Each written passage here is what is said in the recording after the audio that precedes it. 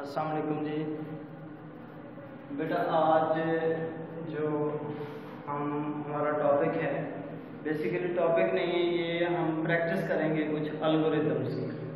हमने algorithm discuss भी किया था और एल्गोरिदम के और फ्लोचार्ट के एडवांटेजेस और डिसएडवांटेजेस भी पढ़े थे। आज हम लोग कुछ एल्गोरिदम्स को प्रैक्टिस करेंगे जो आपकी बुक के अंदर भी हैं, इंशाल्लाह इनके नोट्स भी आपको प्रोवाइड कर देंगे। तो प्रैक्टिस है आज एल्गोरिदम्स की कुछ, कि हम लोग कैसे एल्गोरिदम लिख सकते हैं। सबसे पहला जो एल्गोरिदम हम डिस्कस करने जा रहे हैं ये है to find the sum product and average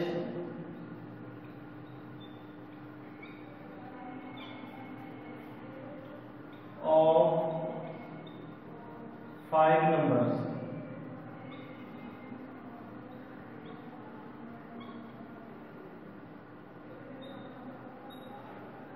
हमने एक एल्गोरिथम लिखना है जिसके अंदर हमने 5 गिवन नंबर्स का, जो नंबर्स बताए गए हैं उनका सम भी फाइंड करना है, प्रोडक्ट भी फाइंड करना है और एवरेज भी फाइंड करनी है। जब हमने एल्गोरिथम पढ़ा था तो उसके अंदर हमने कहा था कि ये क्या होते हैं, नंबर्ड स्टेप्स होते हैं। ठीक है जी, नंबर्ड स्टेप्स। तो हमने जो आज ये इसका एल्गोरिथम लिखना है उसके अंदर हम सारे नंबर्ड स्टेप्स ही लिखेंगे। तो हमने डिस्कस किया था कि जो एल्गोरिथम है वो हमेशा इस वर्ड से स्टार्ट होता है, कि हम जब एल्गोरिथम शुरू करेंगे तो वहां पे हम प्रॉपरली स्टार्ट से मेंशन करेंगे कि यहां से स्टार्ट हो गया। अब देखिए स्टेप 2 क्या होगा इसका, इनपुट नंबर्स।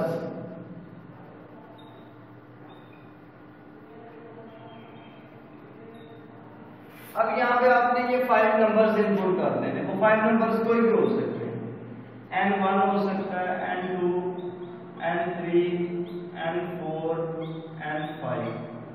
ये n can be any number, कोई भी नंबर हो सकता है। ये आपने 5 डिफरेंट नंबर्स जो गिवन होंगे वो इनपुट कर देने। उसके बाद क्या करेंगे जी, हमने स्टेप 3। अब उसने कहा कि इसका सम ले, तो हम लोग क्या करेंगे, यहां पर एक वेरिएबल हमने लिया सेट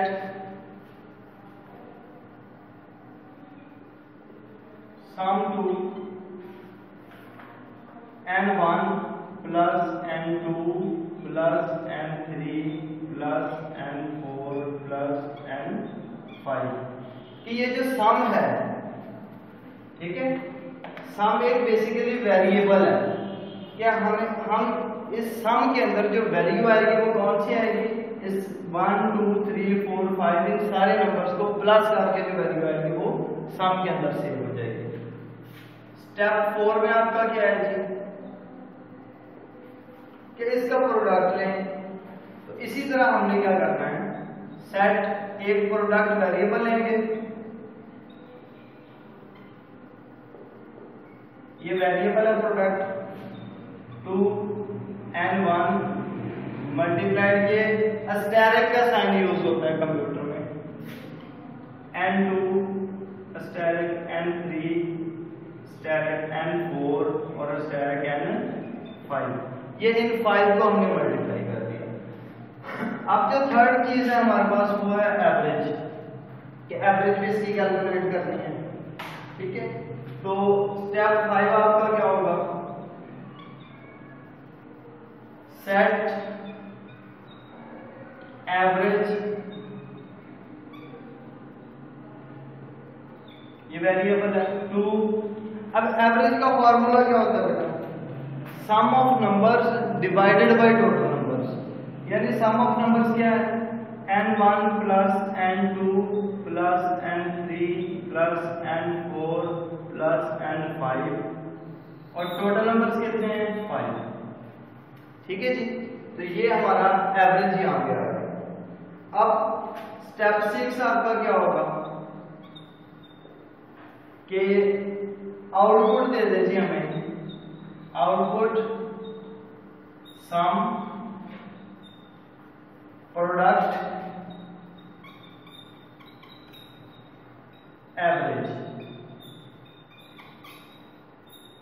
अब इन तीनों वेरिएबल्स की वैल्यू डिस्प्ले करवा दी जाए, ये हमारी क्या होगी, आउटपुट होगी। और स्टेप 7 आपका, अब यहाँ पे स्टेप 6 में हमें आउटपुट मिल गई, तो क्या होगा कि हमने जैसे स्टार्ट किया था वैसे ही प्रॉपरली इसको एंड कर दें। ठीक है बेटे, कि ये हमारा एक एल्गोरिथम था जो हमारा प्रोडक्ट, सम, प्रोडक्ट और एवरेज फाइंड करने के लिए हमने लिखा था 5 गिवन नंबर्स की। तो उसमें हमने स्टार्ट से स्टार्ट किया स्टेप 1 में, स्टेप 2 में इंटर कर दिया, इनपुट कर दिया नंबर्स 5, स्टेप 3 में उनका सम कैलकुलेट किया एक वेरिएबल लेके, स्टेप 4 में उनका प्रोडक्ट लिया एक वेरिएबल लेके, स्टेप 5 में कि एक वेरिएबल एवरेज लेके तो उनकी हमने एवरेज फाइंड कर ली, और स्टेप 6 में आउटपुट डिस्प्ले करवा दी तीनों की वैल्यूज। ठीक हो गया जी। और स्टेप 7 में हमने इसको प्रॉपरली एंड कर दिया। तो ये एक एग्जांपल थी आपकी एल्गोरिथम की, कि जिसके अंदर आपने क्या करना है, प्रोडक्ट फाइंड करना है 5 गिवन नंबर्स का। ठीक है बेटे, उसके बाद अगली जो प्रैक्टिस हम लोग करेंगे, अगला एल्गोरिथम जो आपने लिखना है वो क्या है, find the acceleration of moving object with given mass and force, applied force।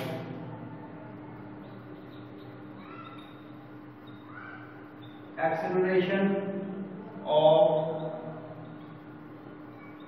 moving object with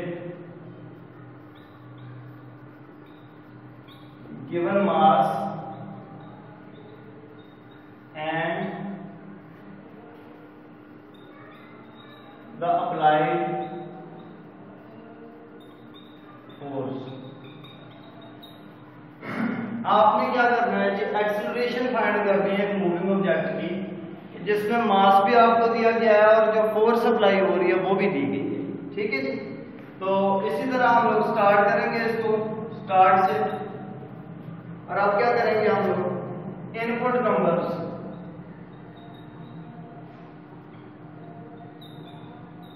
अब ये क्या है, इसमें आपका मास होगा जो आपने इनपुट करना है और जो फोर्स है वो इनपुट करनी है। ठीक है जी। उसके बाद क्या करेंगे, सेट एक्सेलरेशन टू। अब हमने एक्सेलरेशन फाइंड करनी है तो इसका फार्मूला हम लोग इसमें यहां पर लगाएंगे।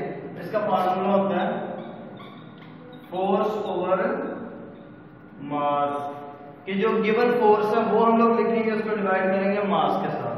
ठीक हो गया। तो स्टेप 4 में इसका क्या आ जाएगा, आउटपुट आ जाएगी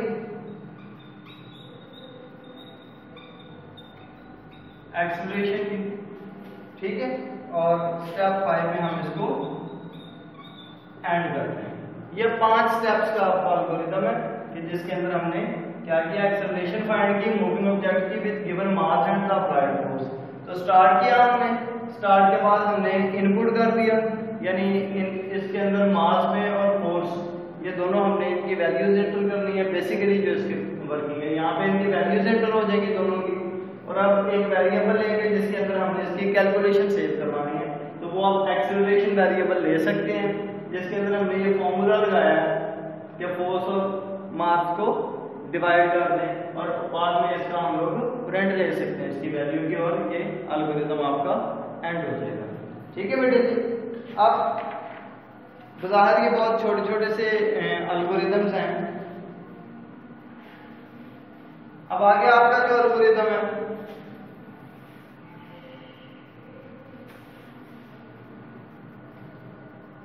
टू फाइंड द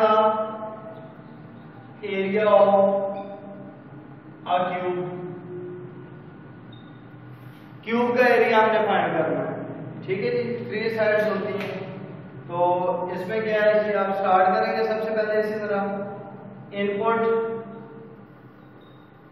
नंबर। अब ये नंबर क्या है, कौन सा इनपुट कर रहा है, उसकी साइड, ठीक है जी, साइड एंटर कर रही है। 3 साइड्स हमने कैलकुलेट कर रही है ना, क्यूब का फॉर्मूला जो होता है वो side multiplied by side multiplied by side होता है। तो इसमें 3 साइड्स की जो है वो आपने जो साइड होगी उसकी जो लेंथ होगी वो इनपुट करेंगे, ठीक है जी। अब set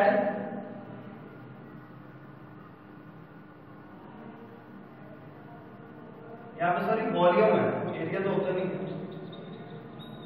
volume of cube, set volume.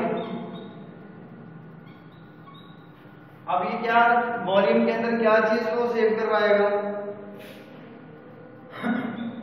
Side multiplied by side multiplied by side, ठीक है। ये 3 साइड्स को मल्टीप्लाई करवाएंगे आपस में, और यहां पर क्या करेंगे, हम इसको डिस्प्ले करवा देंगे, आउटपुट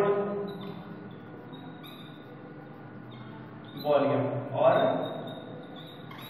एंड। ये आपका एल्गोरिथम आ गया। ये छोटे छोटे से एल्गोरिथम है, अभी जिसका कोई पता नहीं क्योंकि आपकी बुक चेंज हुई है, तो वो किस तरह का वो क्वेश्चन, इसका पैटर्न, इसका जो है वो कहाँ से उठाता है कहाँ से, तो हमने एक एक चीज को जो है ना वो कीमली देखते हैं, इसलिए आपको मैं एल्गोरिथम्स की ज्यादा प्रैक्टिस करवा रहा हूँ कि अगर हो सकता है कि एल्गोरिथम भी एक शॉर्ट क्वेश्चन में आने के चांसेस हो सकते हैं।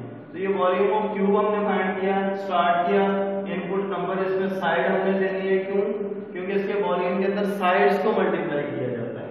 तो हमने ये तीनों साइड 3 टाइम्स जो साइड सेम होती है लेंथ में, तो हमने तीनों साइड्स जो है इनको मल्टीप्लाई कर दिया और वॉल्यूम जो है इसका आउटपुट हो गया, ठीक है बेटे। आसान से एल्गोरिथम्स हैं, तो एक दो और हम लोग प्रैक्टिस करेंगे। इसके बाद हम लोग देखते हैं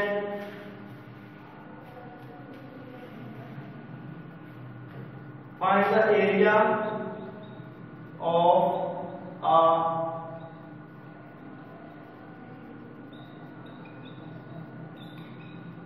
पैरेललोग्राम, ठीक है जी। ये भी उसी तरह का, सिर्फ इसमें एक फार्मूला चेंज होगा और कुछ नहीं है। यहाँ पे स्टार्ट करेंगे, हम इनपुट करेंगे नंबर्स। अब देखिए इसमें किस किस चीज की जरूरत है, हमें बेस की जरूरत है और हमें हाइट की जरूरत है, ठीक है जी। हाइट की जरूरत है और बेस की जरूरत है, तो हम क्या करेंगे, set area to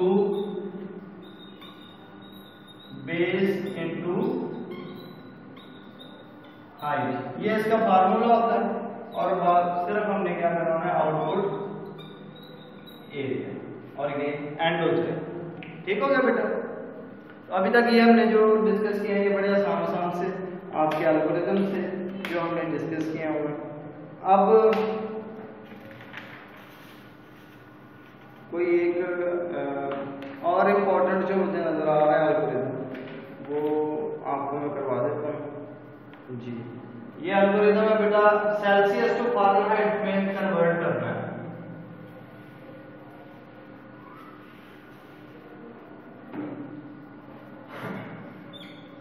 to convert Celsius to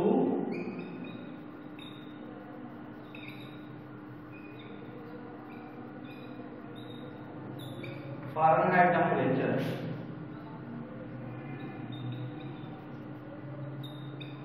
and vice versa.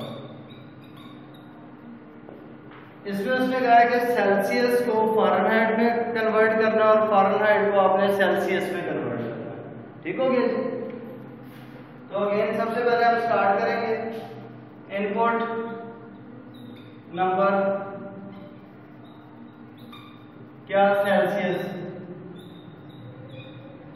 Celsius में जो नंबर है वो आपने इनपुट करना है। उसके बाद क्या करेंगे, set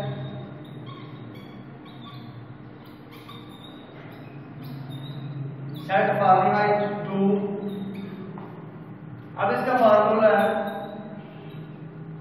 Celsius multiplied by 9 divided by 5 plus 32, ठीक है जी, ये फार्मूलाज आपको आने चाहिए कम से कम जब आपने ये एल्गोरिथम्स लिखने हैं इसके, ठीक है। और ये फार्मूला जब कैलकुलेट हो जाएगा तो आप क्या करेंगे, आउटपुट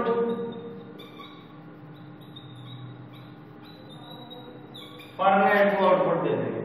अब हमने क्या करना है, इस फारेनहाइट को हमने सेल्सियस में कन्वर्ट करना है। सेट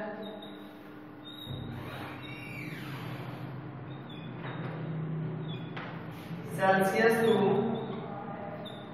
फारेनहाइट, ठीक है। यहाँ पे हम इसका बेटा फॉर्मूला पुट करेंगे फारेनहाइट -32। अब ये इसके अंदर तो डिवीजन थी ना, अब हम क्या करेंगे, इसको सेम इसका ऑपोजिट कर देंगे, रिवर्स कर देंगे। तो इसमें क्या करेंगे, मल्टीप्लाइड बाई 5/9, ठीक है जी।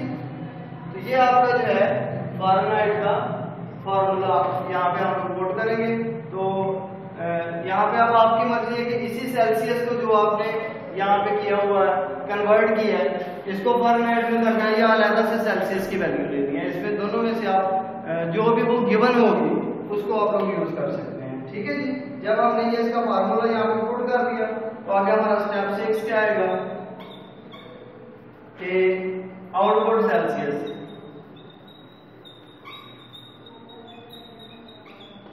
और स्टेप 7 में एंड हो जाएगा, ठीक है जी।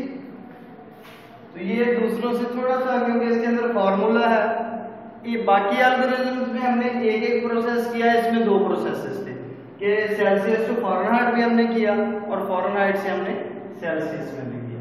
तो ये दो, ये इसके अंदर प्रोसेसेस थे जो हमने देखे हैं। ये कुछ एल्गोरिथम्स थे आज के जो हमने डिस्कस करने थे, ताकि आपको एल्गोरिथम लिखना जरा आ जाए। कि मेन चीज इसमें यही है कि हमने स्टार्ट से स्टार्ट करना, नंबर स्टेप्स होते हैं और आपने जो पूरी आपकी वर्किंग है, जैसे आपने प्रोसेस परफॉर्म करना है कंप्यूटर सिस्टम पे, आपने उस हिसाब से इसको करना है कि आप पहले स्टार्ट करते हैं, फिर उसके बाद इनपुट देते हैं, ये प्रोसेसिंग हो रही है, ये आपकी आउटपुट आ गई, ठीक है। यहाँ पे भी आपकी प्रोसेसिंग हो रही है और ये आउटपुट आ गई, और यहाँ पे आपने एंड कर देना है इसको। तो सारे एल्गोरिथम जो है हमने नंबर स्टेप्स में लिखने हैं और उसके अंदर सारे प्रोसेसेस जो हैं, इनपुट्स आउटपुट यहाँ पे हमारी यहाँ पे तो आइडेंटिफाई हो रही है। जो टू मच कम्प्लेक्स होते हैं वहाँ पे थोड़ा सा मुश्किल हो जाता है। तो फिर इसके लिए मैंने आपको बताया था कि जब इसको हम लोग फ्लो चार्ट में कन्वर्ट करते हैं तो वहाँ पर हमें स्टेप बाय स्टेप जो है वो सारे पता चल जाता है कि कहाँ पे हमारी इनपुट हो रही है, कहाँ पे आउटपुट हो रही है और कहाँ पे प्रोसेसिंग हो रही है। जब आप एल्गोरिथम्स को लिख लेते हैं, फ्लो चार्ट्स बन जाते हैं, तो उसके बाद आप टेस्ट डाटा देते हैं, ठीक है। टेस्ट डाटा दे के आप लोग चेक करते हैं कि आया हमारा ये एल्गोरिथम और फ्लो चार्ट हमारा ठीक है या नहीं है। एल्गोरिथम क्यों पहले टेस्ट डाटा देते हैं, ठीक है जी। अगर वो वर्किंग प्रॉपर कर रहा हो तो फिर हम उसका फ्लो चार्ट बना लेते हैं। तो इंशाल्लाह अगला टॉपिक हमारा जो है वो टेस्ट डाटा का होगा, ठीक है। तो उसमें हम लोग टेस्ट डाटा पढ़ेंगे कि टेस्ट डाटा क्या होता है, ठीक हो गया बेटा जी। तो इंशाल्लाह अगले लेक्चर में हम दोबारा मिलेंगे, तब तक के लिए अल्लाह हाफ़िज़।